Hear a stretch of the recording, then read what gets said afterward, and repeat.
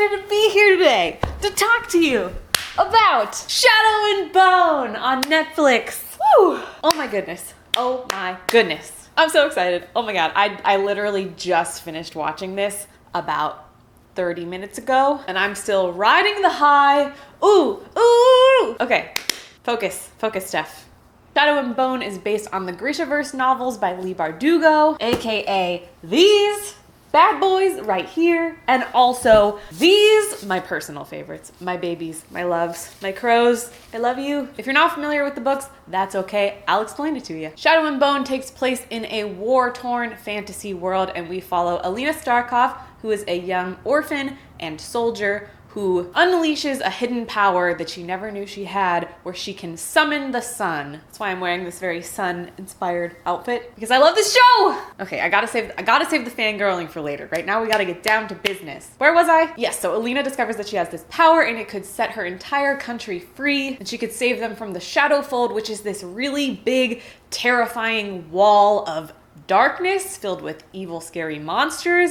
And it's just horrifying. So she's torn from everything she's ever known and she's thrown into this completely different world where she has to train with this elite army of magical soldiers known as Grisha. But she struggles to hone her powers. She doesn't know who she can trust, who she can't trust, who's an ally, who's an enemy. And on top of that, there is a fantastic crew of thieves and thugs known as the Crows, my personal favorites. Those are the characters from these books. Basically, there are two different series. There's the Shadow and Bone trilogy, and then there's the Six of Crows duology, which takes place in the book universe. This takes place much later, but in the show, they take place at the same time, which is very interesting. And I was worried they weren't going to handle it well, but they did it. They nailed it. So anyway, that's the gist of the show. I don't want to give away too much. All you really need to know is that it's a really super fun fantasy show. It has a lot of moving parts. It keeps it fast-paced and fun and exciting. And not to mention, the characters are amazing, and I think they are truly what carries this show. So the show primarily follows Alina and her story. She is our protagonist, she's our hero, she's our sun summoner. And so most of the show is us watching her obtain her power,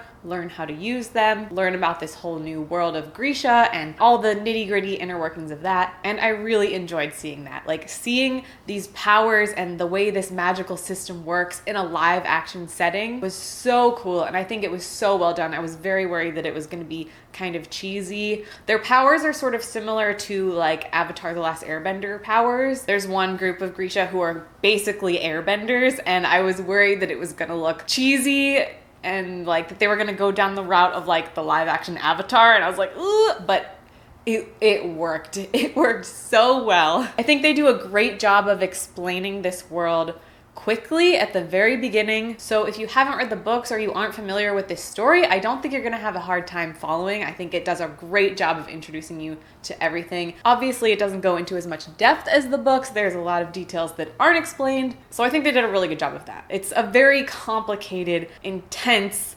complex world, and to do all of that world building and magic system explaining right off the bat is tricky, but I think they handled it really well. Alina is played by Jessie Lee May. She's fantastic. So while Alina is on her journey, she also forms an alliance with General Kerrigan, aka the Darkling, played by none other than Ben Barnes. Ooh! When this casting was announced, my god, I thought I was gonna have a heart attack. Ben Barnes as the Darkling is like the fantasy dream fan cast. Like, the fact that this actually happened, it still hasn't quite resonated with me. I think I might be in a dream still. Is this real life? Is Ben Barnes actually the Darkling? Did I actually watch that happen? Is this real? Because, oh my god, I'll never recover. I will never recover. Benjamin! Ugh! I'm sorry if you wanted a review. This is just gonna turn into a thirst video for Ben Barnes.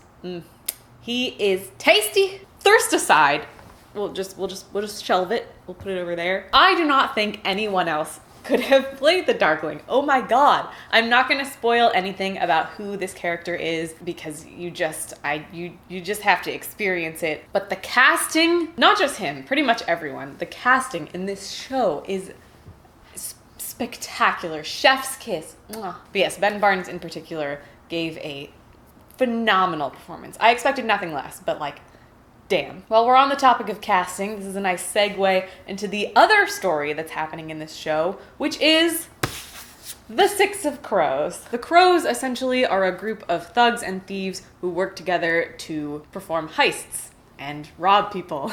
If you're into heists, I would definitely recommend reading this book. It's just one big awesome heist, and it is so much fun. But one of the things that makes it so fun is that the characters, I would die for them. I would die for each and every one of them. Kazbrecker, you have my whole heart. They're basically just like a group of quirky outcasts who are so smart and so talented and skilled, and they all have their own particular skill, and seeing them work together and their chemistry, ooh, it's just so good. I think Freddie Carter, Amita Simon, and Kit Young have like the perfect chemistry together. Like you can tell that they just really hit it off, and like, I don't know, there was something magical happened there. Hello, I just wanted to mention this real quick because I didn't talk about it in this video. Nina and Matthias are also in this show. Don't worry. They are two other iconic characters from Six of Crows, and I just didn't talk about them because they're not in the trailer, and I really don't want to give away any spoilers at all, but I just want to let you know that they're in this show, and they are everything that I have ever dreamed that they would be.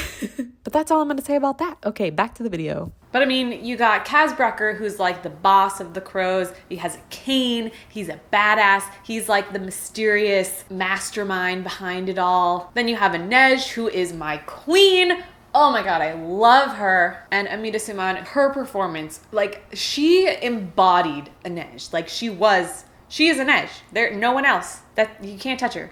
That's it. End of story. Period. She was fantastic. Her whole thing is that she's like a ninja and she's really good with knives and she's super sneaky. She has like 14 knives sewn into her clothing. She has a dart in her hair. Like she is ready to fight. And she's so good at it. And then Jesper, played by Kit Young, is like the sharpshooter. He has a bunch of guns and he's so good with them. And he's like so clever and witty and funny. And I could go on all day about the Crows. I just love them so much. So I will say, if you have read the books, it follows them pretty accurately. However, they are obviously going to have to make some changes. That's always the case when you adapt something from a book to a series or anything live action. Personally, I don't mind the changes. I think they actually benefit the story. I think they make it better. I think they make everything overall more seamless, and everything made sense. Everything that they did and wrote made sense. The screenwriter for this, by the way, is Eric Heiserer. He also wrote Arrival and Bird Box. We also have executive producers from Stranger Things, from The Chilling Adventures of Sabrina. Like, this is a stacked crew. Like, it's good. It's so good. And it's such a relief because I'm so tired of things being adapted from books and being garbage, you know? Like, I was really hyped for this show, but I was really, really cautious to not let my hopes get up too high because I knew this is a book adaptation. The chances of it being good are pretty slim, but I'm here to tell you that it's so damn good. Thank God.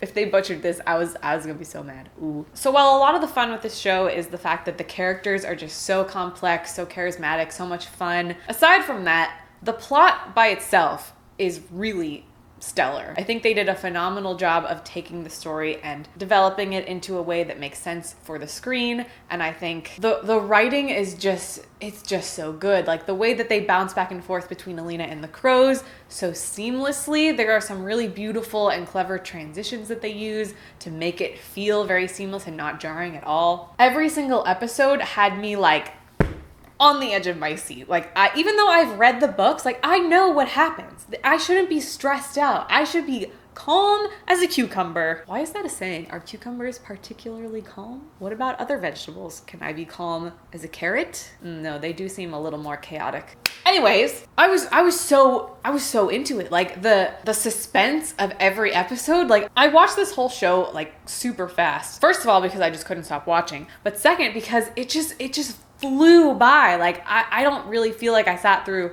a whole show because I was just so into it that it just, and while a lot of that has to do with just like really good storytelling, I think it also has to do with the pacing, which for the most part I thought was pretty good. I do think in the middle it went a little bit too fast. Now that could be because I'm so familiar with the books that I'm used to that like slow burn book pace. And when it's put into a live action scenario, they have to speed it up. They have to rearrange some things.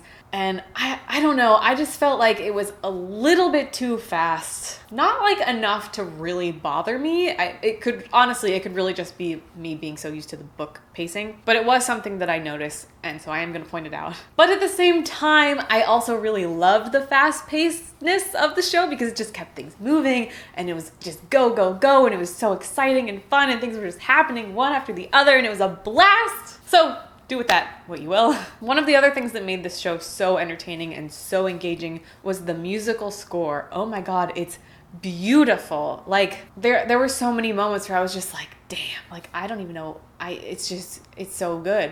The landscape of Budapest, I think, is where they shot most of this movie, paired with this like epic musical score. Like I was just in awe the whole time.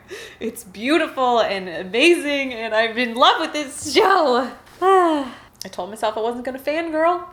I told myself I wasn't gonna do it. If you do want some more fangirling though, I did shoot a commentary video for the first 2 episodes, so that'll be going up pretty soon after the show is out. I'm gonna release that.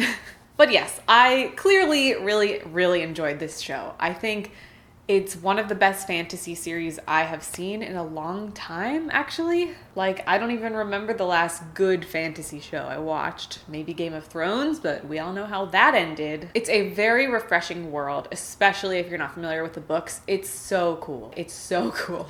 The magic system alone is so interesting. I just love it. I love it so much. Like, there's so many things I want to talk about, but I can't because it's a spoiler.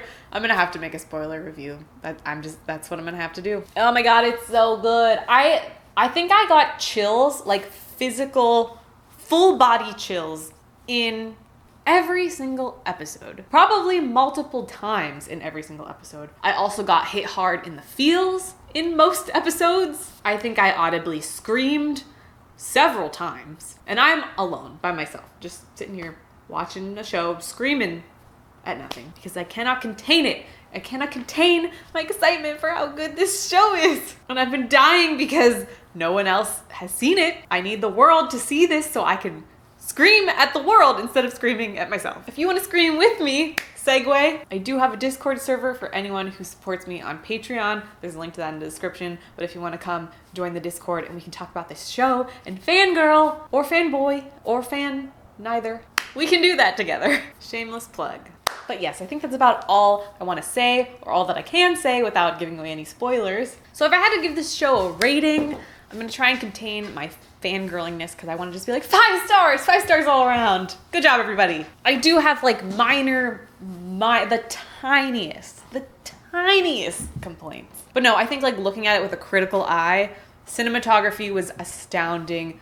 The acting, performances across the board, amazing. The writing, genius, witty, so good. The score, amazing. The pacing is really the only thing that I have an issue with, and it's such a small issue, but it is there. We have to acknowledge it. So I'm going to give Shadow and Bone a 4.5 out of 5. But that is it for my review of Shadow and Bone. I am so excited for all of you to see this show because it's so good. I should probably mention that this show is on Netflix if you want to watch it. I'll put a link in the description with a little more information about it if you want more. I'll also be releasing my commentary video for the first 2 episodes in a few days once the show has been out for a little while. Let me know in the comments if you want me to do a spoiler review, spoiler talk for this show. I think it could be fun. I have a lot to say. It's probably just going to be me screaming and fangirling about Kaz and the Darkling and Inej and Mal. Ooh, one thing I can say that's not a spoiler, but really just like for the book community, for those of you who read the books,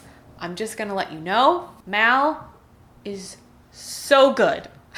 I know a lot of people who read the books were like annoyed by Mal and they were like, he's kind of the worst. Well, in the show, he's kind of the best. I will definitely talk about that more if I do a spoiler review, but just want to ease your mind that Mal, ooh, he comes through. He comes through. I just love everyone in this show. I'm in love with them all. Not to mention, they're all so attractive. It's really unfair that they made every character just, I'm in love. I'm in love with the whole cast. The whole cast. Anyways, that's it for this video. Thank you guys so much for watching and listening to me fangirl for the past however many minutes this has been. I hope it was at least a little bit informative and helpful to you in some kind of way, or maybe just entertaining. I live to serve. That's all for today. Thank you guys so much for joining me, and I will see you in my next video. Bye.